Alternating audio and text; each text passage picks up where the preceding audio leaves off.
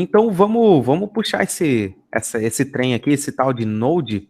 O Uhum. que realmente é Node.js, né? A gente vê aí muita gente falando que é JavaScript no back-end, mas e aí? Como assim JavaScript no back-end? É como se fosse a JVM ali? Que trem que é esse aí? Cara, então, o Ryan Dahl, tá? Nos anos 2000, lá por 2006, 2007, o Ryan Dahl foi o cara que criou o Node, né? Então ele era um desenvolvedor que trabalhava muito com PHP, né? E aí, na ocasião, ele tava implementando uma feature muito similar a uma barra de progresso. E essa barra de progresso, ela de certa forma faz muita requisição para o back-end, você começa a fazer uma interação muito grande, ele começou a perceber que o consumo de memória estava subindo demais. Então a intenção do Ryan Dahl quando criou o Node não foi, ao contrário do que muita gente pensa às vezes, não foi assim de, olha, eu adoro o JavaScript e eu vou levar o JavaScript para o back-end. Não foi muito bem a ideia dele. Ele sempre quis fazer a I/O, input-output, de uma forma diferente, porque a maior parte das plataformas naquela ocasião usavam conceitos mais relacionados com thread. Né? E se tu parar para pensar, o que é a thread? Né? Eu vejo hoje em dia, eu estava acompanhando uma live da galera do Node.br, eles estavam falando sobre thread no Node, né? E para mim, às vezes, sou meio um contrassenso, porque o Node ele surgiu exatamente para ir em outra direção, né? Porque qual que é o raciocínio, tá? Imagina que você tem uma aplicação, ela está online, e você tem uma série de clientes se conectando nessa aplicação. Muitos clientes vão fazer uma requisição, né? E essa requisição vai acessar banco, vai acessar file system, vai acessar outros sistemas adjacentes ao redor. Só que esse tempo de resposta não é imediato. Você concorda que você vai conectar com um banco, você tem que esperar o banco responder a tua query. Você vai se conectar com outro sistema, um meio de pagamento, né?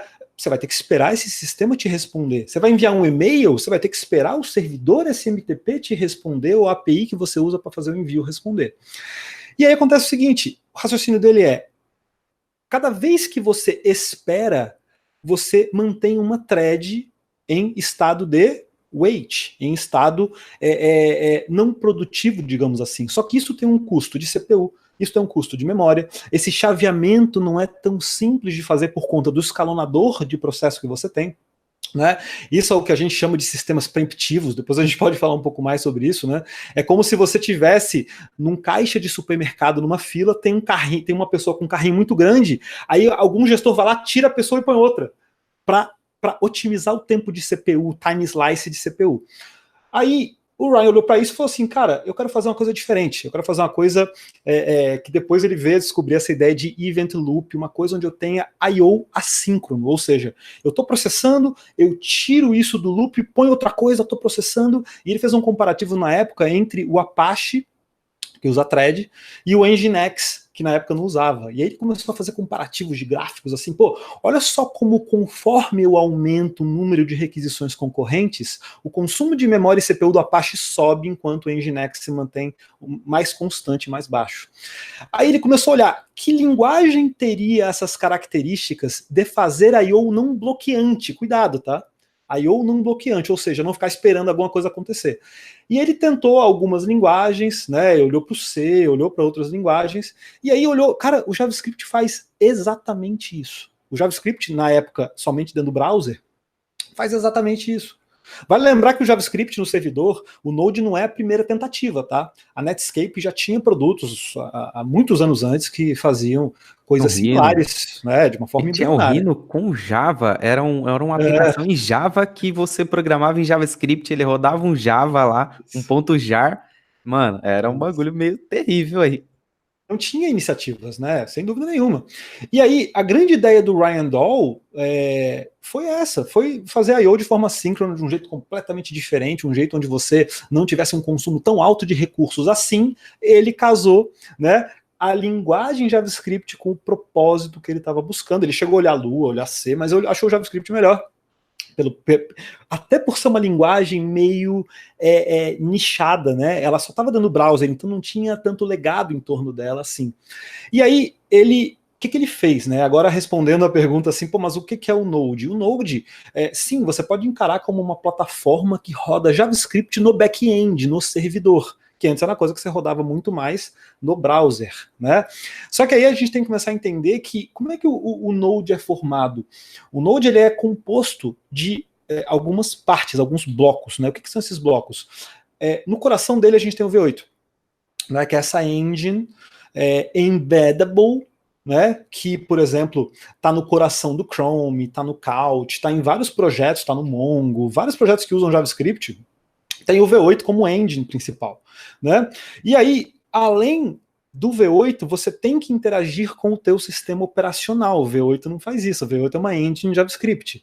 Então você tem, esse projeto já mudou algumas vezes, tá? Aquela UV, onde você tem uma série de bindings para o teu sistema operacional, para que você interaja com os processos que lá estão, você possa acessar file system, você possa falar com DNS, você possa falar com rede, você pode falar com uma série de coisas.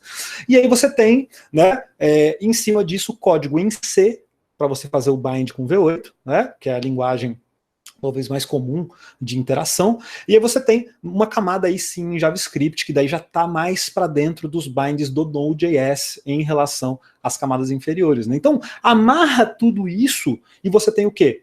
Você tem uma plataforma de back-end capaz de executar JavaScript, só que fazendo I/O de uma forma diferente, porque no coração dela tem uma coisa chamada Event Loop. Aí você vai se assustar, você vai pensar assim, ó, poxa, mas quer dizer que eu só posso rodar uma coisa ao mesmo tempo?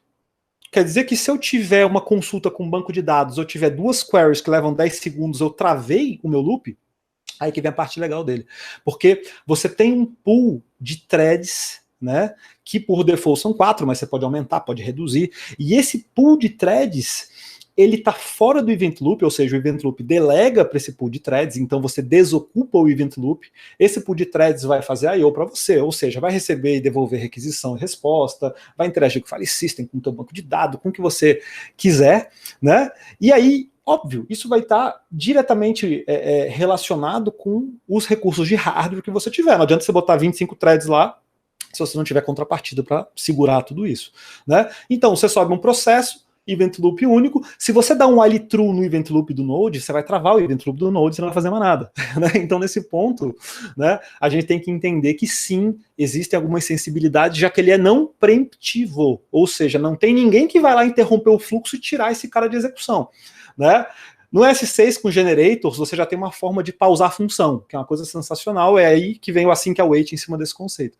Né? Então, resumindo a história, o Node é sim uma forma de você executar JavaScript no teu back-end, né, com muita elegância, e tendo todo um ecossistema ao redor, isso é importante que seja dito, tá? Porque a linguagem JavaScript não tem acesso a file system, a linguagem JavaScript não tem de forma alguma acesso à rede, a linguagem JavaScript não faz resolve de DNS, a linguagem JavaScript não faz nenhuma dessas interações, tá?